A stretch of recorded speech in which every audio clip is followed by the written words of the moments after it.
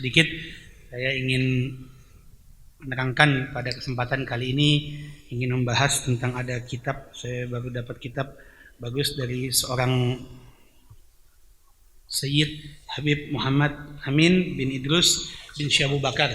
Ya, beliau orang Jawa Timur tapi belajar di tempat Habib Zain bin Smith di Madinah cukup lama, bahkan termasuk murid yang kesayangannya juga mungkin, dan bahkan beliau selama beliau belajar sampai beliau mengumpulkan dalam kitab banyak, ada beberapa karangan kitabnya, di antaranya di sini Kitabul Adab. Kitab adab mencakup beberapa 50 adab dalam keadaan, tentang adab-adab di dalam Islam yang diajarkan, di mana beliau juga belajar langsung daripada gurunya. Dirangkum dari pelajaran gurunya Habib Zain bin Umar bin Smith. Ya. Di antaranya sedikit yang kita mau terangkan pada kesempatan sore hari ini, yaitu adab di dalam menerima tamu. Nah, ini penting nih. Ya, ini kadang-kadang hal-hal yang sepele, namun kadang-kadang sangat, kalau kita benar-benar mengikuti tradisi sunnahnya Nabi Muhammad SAW dan adab daripada salafun soleh, para ulama-ulama kita, insya Allah rumah kita akan penuh dengan keberkahan. Ya, yang pertama di antara kitab beliau, di sini kitabnya bagus, ada terjemahan bahasa Indonesia dan ada dalil-dalilnya disebutkan. Di antaranya sudah pasti adabnya yang pertama di antara kita menerima tamu. Ini adab kita sebagai sahibul bait. Insya Allah yang akan datang kita akan terangkan adab sebagai tamunya. Ya, yang pertama yang jelas sebagai tamu, sebagai tuan rumah kita harus ada tamu, harus apa? Mempersilahkan masuk. Ya, itu yang pertama. Yang kedua, menentukan tempat duduk untuk sang tamu. Nah, jadi kalau datang tamu nih, jangan biarin tamu sampai bengong mau duduknya di mana, bengong. Ya, terangin. Kalau kita gimana? Ayo, fadol. Kalau kita biasanya ayo silahkan duduk di bangku, atau kita mau modalnya kalau kayak di rumah Hanan di sini dalam nih lesehan, tunjukin ayo mau di mana. Ya. Hal ini ya berdasarkan daripada hadis Nabi Muhammad SAW. La yu'minu ar-rajul fi sultanihi wa la yaq'ud fi baitihi ala takrimatihi. Tidak dibenarkan seseorang untuk menjadi imam atas pemilik rumahnya dan duduk di rumahnya atas penghormatan kecuali dengan izin tuan rumah. Jadi nggak benar. Ini kalau kita bertamu ke rumah orang, banyak kan yang kadang-kadang nih udah nggak assalamualaikum. Kalau kata orang Betawi apa nih? Selonong baik ya. Masuk, selonong, nyelonong, main duduk aja langsung. Ada gak yang begitu? Nah, ada gak Bu? Bu? Nah, ibu apal nih biasa begini nih. Jadi tunggu tuan rumah dulu. Tuan rumah juga duduknya di mana? Oh, tuan rumah juga duduk kita di bangku di sebelah mana? Tunggu dulu. Ini hadis Nabi mengatakan ya tidak dibenarkan nih bagi seseorang untuk menjadi imam atas pemilik rumahnya orang itu ya, dan duduk di rumahnya atas penghormatannya kecuali dengan izin tuan rumah. Saya ingat saya berapa kali nemenin Al-Faqir Abah, nemenin para ulama-ulama salafunah nih, ulama-ulama habaib kita nih. Al-Faqir kalau datang ke rumah banyak tamu, beberapa kali ada bersama para habaib, ulama-ulama besar nih, kalau ketemu kita, kalau lagi datang berkunjung ke rumah orang, kita kadang-kadang udah nggak sabar kan, lama nih pengen duduk. Kata dia enggak boleh, tunggu tuan rumah nyuruh kita duduk di mana. Tuan rumah belum nyuruh duduk ya jangan duduk. Bahasanya. Nah, tentu nanti yang akan datang kita terangin adab tuan rumahnya juga. Adab tamunya kita harus mempersilakan. Ini tamu nih yang paling penting nih. Kadang-kadang jangan main langsung duduk aja. Itu jadi ya. Itu yang kedua tuh. Tadi yang pertama mempersilahkan masuk, yang kedua menentukan tempat duduk supaya tamu nggak main selonongnya. Nah, ini nanti yang ke depan kita ajarin tentang adab tamunya. Yang ketiga, ya. La takallufu lid-dhaif. Tidak memaksakan diri. Jangan memaksakan diri dalam menghidangkan atau hidangan minuman atau makanan. Jangan sampai nggak ada diada-adain. Tapi kalau memang punya, dia pengen ngeluarin dari hatinya, senang ada tamu datang, silahkan. Itu adab daripada ulama-ulama juga terdahulu. Bahkan banyak kisah sahabat dan para ulama yang sampai dia keluarkan yang terbaiknya, kambing, ayam dan yang lainnya. Tapi juga maksudnya jangan memaksakan apa? Jangan sampai ngutang. Nih jangan kayak prinsip kita nih apa kalau orang Betawi. Biar tekor asal kesohor, biar rugi asal kepuji. Biar dipandang hebat, kita niatnya musuh. Kita maksain kemampuan kita pengen nyopin yang terbaik, akhirnya duitnya ngutang. Ya kan? Ada nggak yang begitu tuh? Jangan buat show. Tapi kalau emang niatnya dari hati pengen ngeluarin yang terbaik, silahkan. Ada kisah, kalau nggak salah kisah dari zaman dulu nih. Ada ini kisah hikmah ketika raja lagi seneng mau beli kuda, nyari kuda yang terbaik. Kata tentaranya, pasukannya, jenderalnya, ada raja di satu rumah nih, seorang alim, orang yang tawadu, ya, dia punya kuda. Dia punya kuda hebat, bagus. Oh gitu, baik. Utus, beli yang paling dia berapa mau, harganya beli, harganya nggak usah mikirin duit, bawa duit yang banyak. Nyampe ke sana ini pasukannya raja, utusannya raja, sama nih tuan rumah disiapin dengan sebaik-baiknya nih, orang nerima tamu sebaik-baiknya.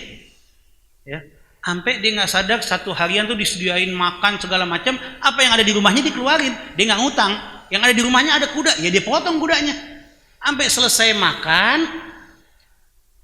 udah selesai, ditanya, ada apa niat Anda mau datang? Sampai ini tuh yang tamu dari awal datang udah diserahin duduk, sampai lupa mau niatnya mau ngomong apa, karena dijamu, siapin minuman, makanan segala macam, dijamu benar-benar.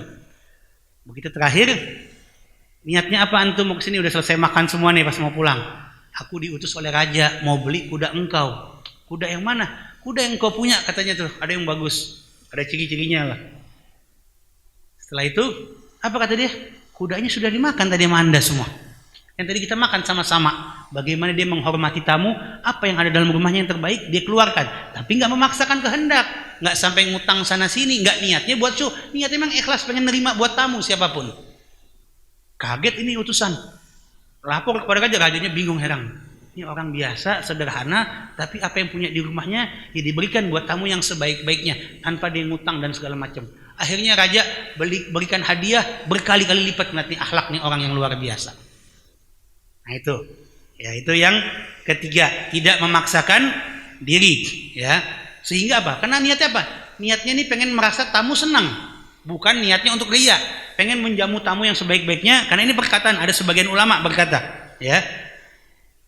Berkata sebagian ulama, ya, di sini di dalam Habib Zain bin Smith menukil ada perkataan ulama, yasta'nisu dhaif fi abyatina abadan.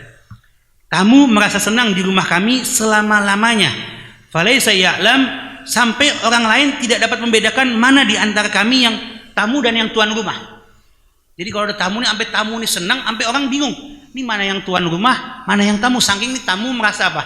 Nyaman di rumahnya, enak. Itu salah satu adabnya. Yang keempat, ya, yang itu adabnya mempersilahkan tamu untuk memakan hidangan. Jangan juga nih udah disiapin makanan nggak ditawarin. Ada nggak nih kadang-kadang kita nih, kita naruh makanan didiemin aja, ya, kita ngobrol nggak nampak mempersilahkan tamu, nggak boleh itu, ya. Adabnya sampaikan dulu kepada tamu, ayo ada minuman, ada makanan, walaupun cuma air putih, ayo diminum, kami cuma ada air putih sedikit, tapi mempersilahkan. Dan nggak boleh juga nih sebagai seorang tamu main selonong-selonong, udah disiapin belum dipersilahkan udah langsung diapain. Kadang-kadang kan di rumah kan kita suka ada, kita siapin nih kayak di depan, kadang-kadang kalau anak di depan suka taruh misalnya aqua atau taruh toples kue. Orang datang kita belum mempersilahkan, jangan dulu sebagai tamu langsung makan, tunggu tuan rumahnya, ayo fadol silahkan, ayo pak bu makan bu, nih kuenya, airnya minum coba. Kalau udah dipersilahkan baru, karena ini sebagai salah satu adab tuan rumah menawarkan makanan tadi, jangan cuma disiapin doang tapi nawarkan. Al-Fakir banyak berapa kali datang ke tempat bersama para alim ulama nih, bahkan di tempat uzumah, di tempat undangan maulid makan, banyak kita para ulama nih kalau duduk nih, ini setiap taklim di sini kami nih dengan bersama Habib Ahmad atau yang lain, kalau kita undang makan di sini, Habib Ahmad tuh ingat, Habib Ahmad Al-Haddad guru kita nih yang di masjid biasa ngajar besok, beliau tuh mengatakan udah disilakin belum li, kata dia sampai ngomong udah belum li, dia disuruh, kalau anak sebagai tuan rumah udah nyuruh baru dia makan, kalau nggak mau, itu adab. Nah ini tadi kembali ke tamu nih, kadang-kadang tamu yang belum ini udah langsung ngapain? Udah langsung ngapain? Lain gares aja langsung makanannya. Nah, ada nggak yang begitu tuh? Wah, ibu-ibu kompak nih kalau buat begitu nih. Pengalamannya banyak nih ibu-ibu nih. Ya, itu. Kemudian, ya, salah satu adabnya tawadu, rendah hati, minta maaf kalau hidangannya ada yang kurang baik, walaupun kadang-kadang hidangan kita siapin yang bagus, yang mewah, tapi tetap jangan merasa sombong, oh hidangan saya hebat nih, makan. Enggak boleh. Maaf kalau penyediaannya sebatas seala kadarnya, walaupun nyuapinnya mewah, tapi tetap harus ada rendah hati. Jangan merasa sombong. Walaupun kalau cuma minta air putih, tetap ngucapin minta maaf, cuma ada sekedarnya, kami cuma ada air putih. Atau cuma ada kue satu, cuma ada risol atau combro satu, tetap mempersilahkan begitu. Ya. Kemudian ya yang berikutnya tidak menyinggung perasaan tamu, hormatin tamu, ngomong apa kita dengerin dulu. Jangan tamu datang dimaki-maki langsung. Kata ibu-ibu, tamunya bagaimana dulu, Beb? Kalau tiba-tiba minta minjem utang repot, Beb, ya kan? Ada nggak yang begitu? Datang minjem utang repot kalau nggak diomelin. Nah, jangan menyinggung perasaan tamu, hormatin tamu.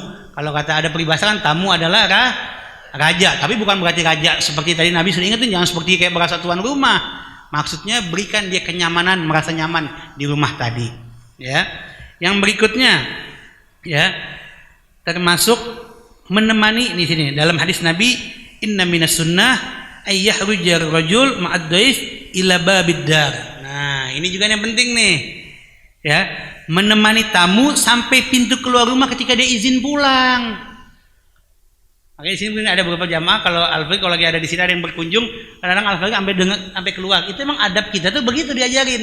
Kalau ada tamu nemenin sampai pintu keluar. Jangan habis tamu di sini keluar biarin aja. Ini cuma sendiri nih tamu datang kita nih berdua, bertiga.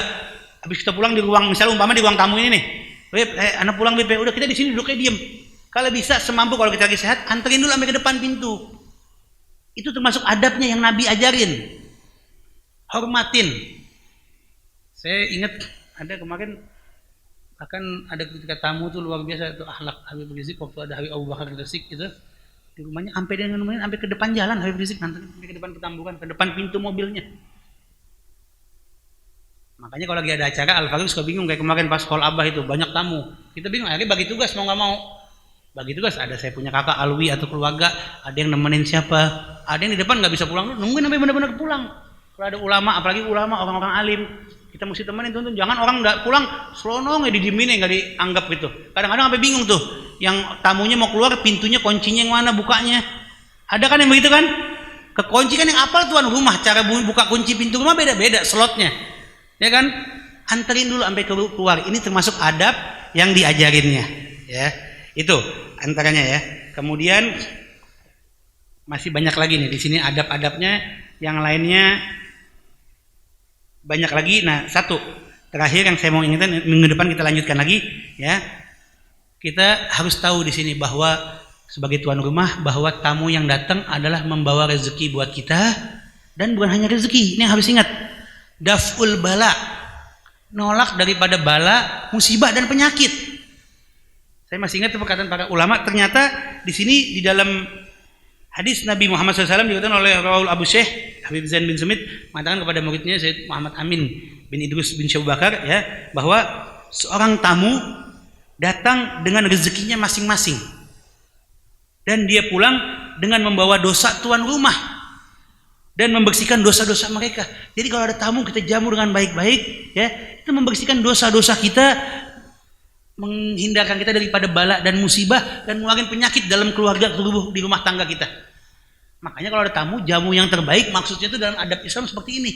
Insya Allah dia keluar, dia bawa itu. Bukan berarti tamunya itu jadi dosa di tamunya, bukan. Tapi dia buang tuh dosa-dosa karena kita jaga akhlak adab yang baik, kita jaga adab yang baik, menerima tamu, menyambutnya, ya. Insya Allah rezeki kita bertambah, penyakit-penyakit di rumah tangga kita keluar, dan dosa-dosa dan ada aura-aura negatif itu keluar. Kita berasa di sini di rumah nih dari dulu, dari zaman Abah emang nggak pernah berhenti tamu. Makanya kalau yang di sini nih buat yang pada kerja di Asada harus siap-siap, emang nggak berhenti Ustaz Safari ya. Urusannya nerima tamu dan segala macam. Yang semampu kita punya, ada rezeki kita siapin makan, mau cuman kue, mau cuman air putih, ada kopi, ada apa, ya semampu kita siapin. Tapi memang ternyata memang keberkahan itu datang luar biasa, ada aja rezekinya. Nah ini penting buat kita. Jadi kalau ada tamu jangan sumpekan. Nah, tamu yang benar-benar beriman, bertakwa, bukan tamu yang datang bawa apa Bu? Nah kalau tamunya gosip gimana Bib? Nanti minggu depan kita bahas ya. Bersambung minggu depan kita bahas. Kalau tamunya yang bawa gosip gimana? Ada adabnya lagi nanti. Oh berarti kalau tamu kita tuh besok ibu-ibu akan ngumpul ngerumpi. Ini rumah Po Ani kan nih biasanya suka banyak ibu-ibu ngumpul nih ya. Entah pada ngerumpi. Nah kalau ngerumpi dosa tanggung jawab juga. Jangan jadi tempat ngerumpi kita, ya kan? Banyak yang akhirnya datang cuma tempat ghibah, dosa, namimah, dosa sama-sama kita berjamaah jadinya.